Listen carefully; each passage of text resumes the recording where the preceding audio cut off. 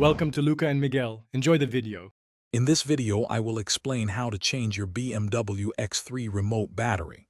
First, you'll want to identify the specific type of key fob you have, as designs can vary slightly. Next, gather your tools. Typically, a small flathead screwdriver or a plastic pry tool is all you'll need. Finally, make sure you have the correct replacement battery on hand, which is often a CR2032 coin cell. Having these ready makes the process smooth and quick. Now let's open the key fob. Look for a small release button or a slot on the side of your fob. Press the button or insert your small screwdriver into the slot and gently twist or pry. The goal is to separate the two halves of the casing without forcing them. Take your time and apply steady, gentle pressure to avoid scratching the plastic or damaging any delicate internal parts.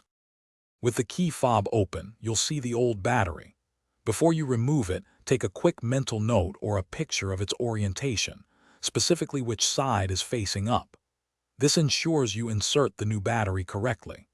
Gently pry out the old battery, then carefully place the new CR2032 battery into the compartment, making sure the positive side faces the same direction as the old one.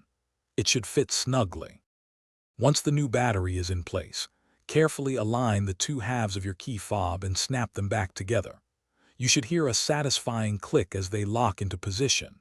After reassembly, immediately test all the remote's functions to ensure it locks, unlocks, and starts your car properly.